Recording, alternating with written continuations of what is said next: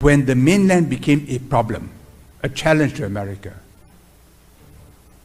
The Korean War, the Seventh Fleet came in. It was in American interest to keep the two apart. Kissinger, when he negotiated normalization of relations with China, in his meetings with Zhou Enlai and Mao Zedong, said, again and again, the conversation came back to Taiwan. That on this issue, the Chinese showed no flexibility. It's bedrock.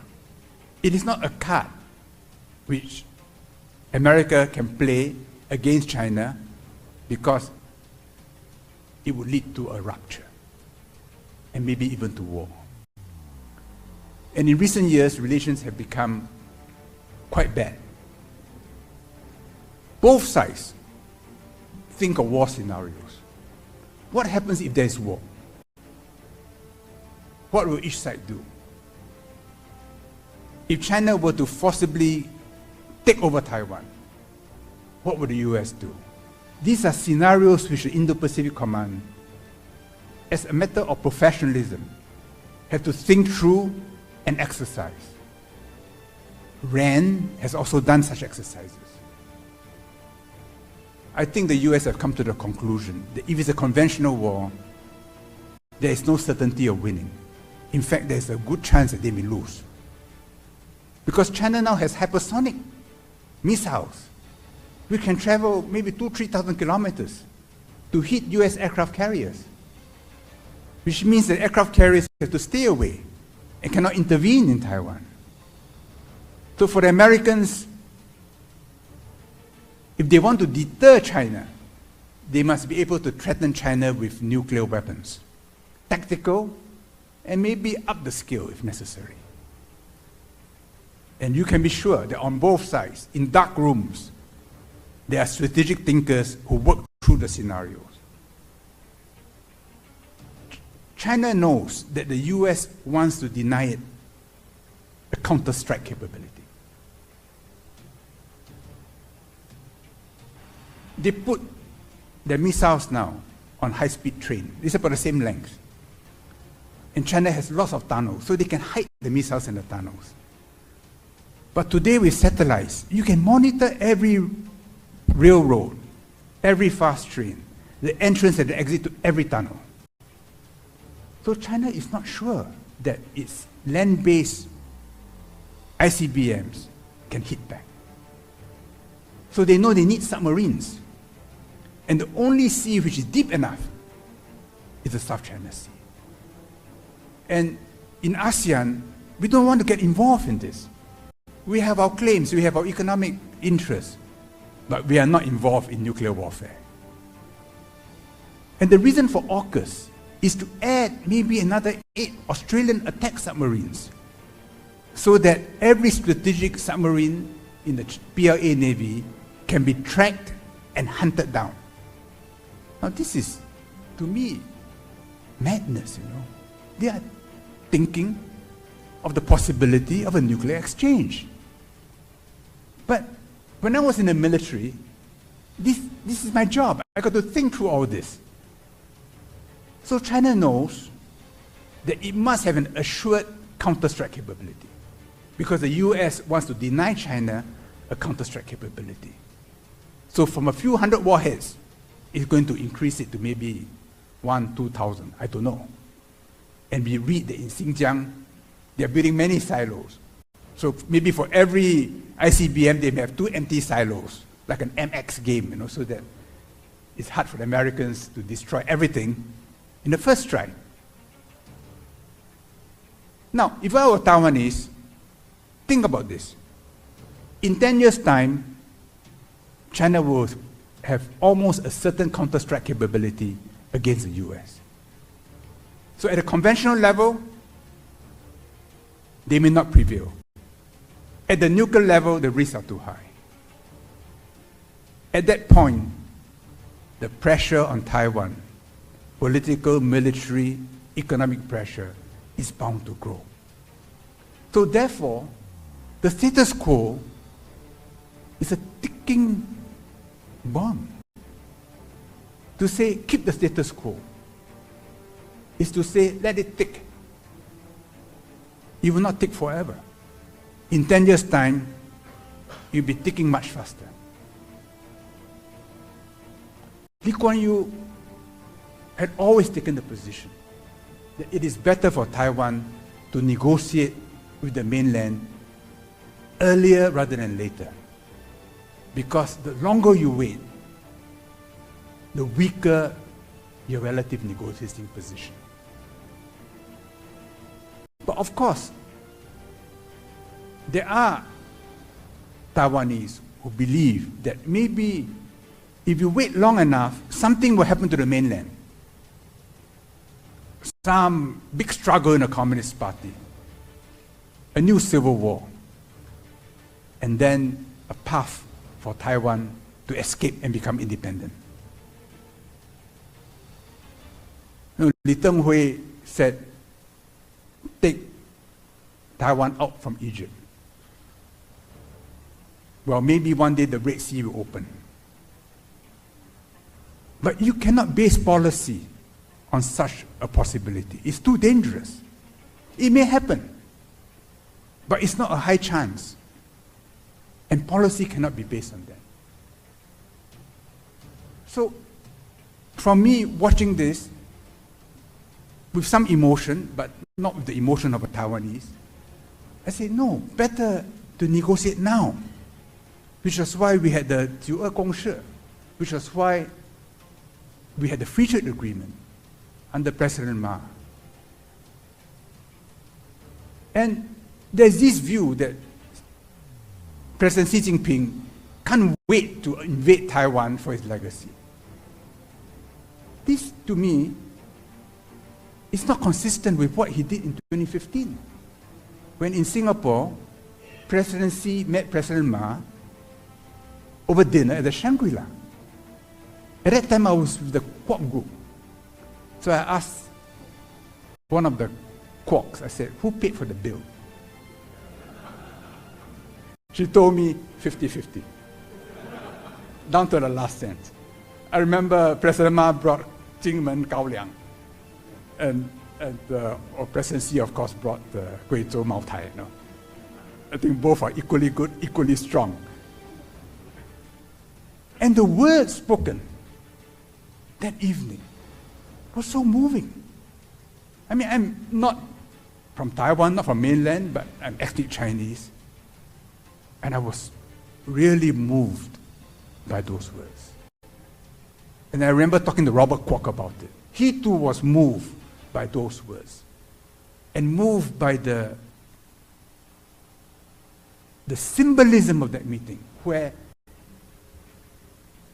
both sides transcended politics.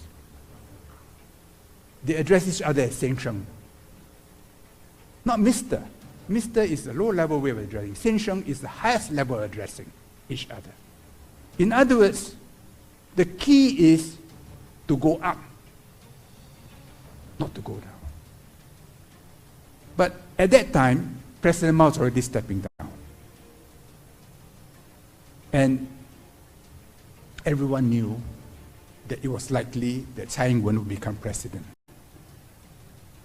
With Vice President Vincent Hsu's help, I called on Tsai Ing-wen after she was elected, before she was sworn in. She said that China did not have a positive attitude. I told her, I said, in Singapore, Xi Jinping had opened the road for you. She did not respond to me, but she knew what I meant. But I knew that she could not take that road, because that road requires her to accept a one China consensus. And she could not take it. In the DPP constitution, it says, our goal is an independent republic of Taiwan. Even though both Chen Shui-bian and Tsai Ing-wen swore on the 民国宪法 of one China. So this is something which is very wrenching for Green Taiwanese. They know that there is a road.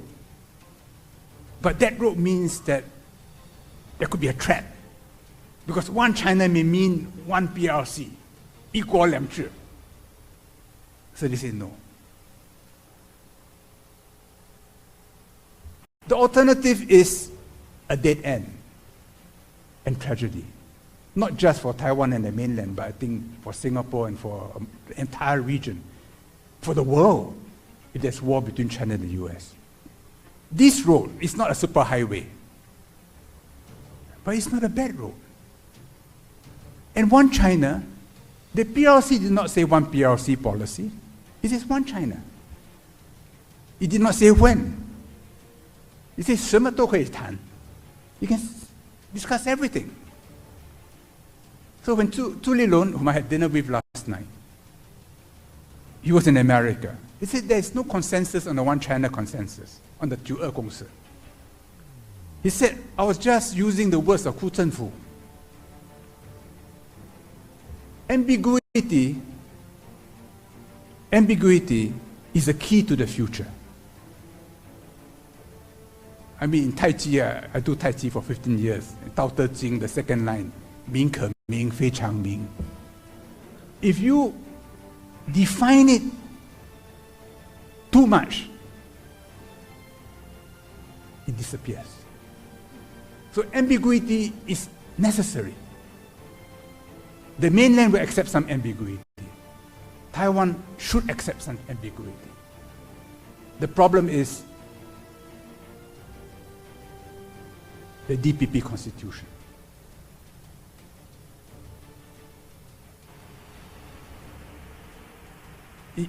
Please excuse me if I speak out of turn, but this is my musing, my fantasizing. Maybe it is possible for the two sides to agree to some kind of a Chinese Commonwealth. Li Xiulian talked about it. Vice President Li Xiulian talked about it. I wrote it in English. So I was told in Taiwan, translated as Bang Lian, not Lian Ban. Because Lian Ban has got other connotations. There are too many other references.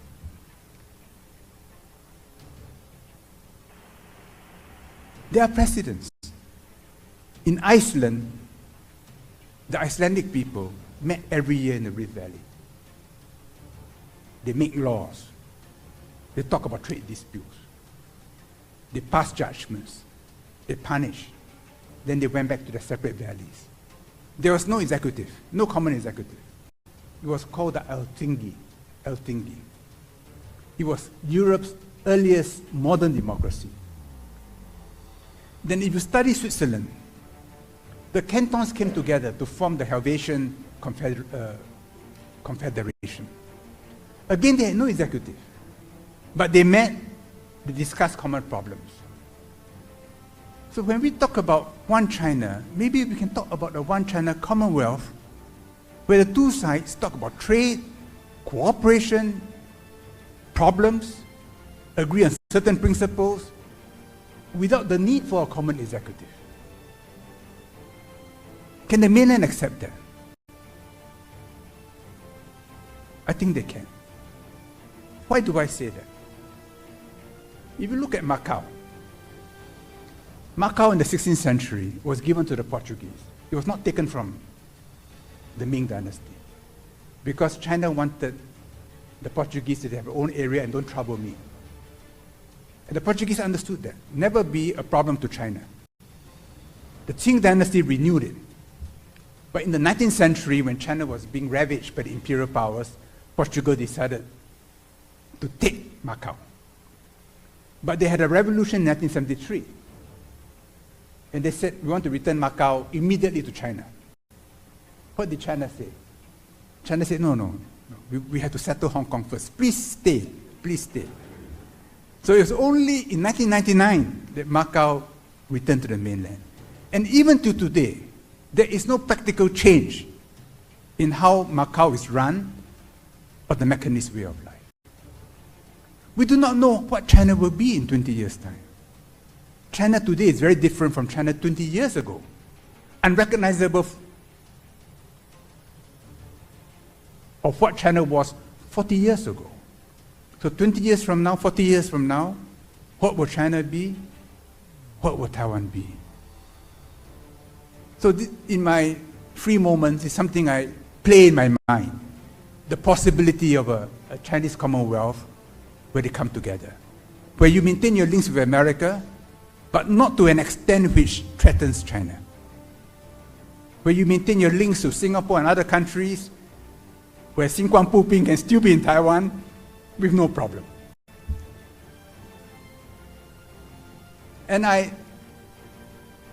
But as I said, the problem is the party constitution of the DPP. Maybe it's possible. You can't change the constitution. It's too difficult. But maybe it is possible for the various political parties in Taiwan to add a preamble of what one China means to Taiwan. What does it mean to Taiwan? So you make your position clearer, and leave the mainland to do what it wants. But you make your position clearer. And this is to the advantage of Taiwanese people. Because if you are divided in Taiwan, your position is weakened.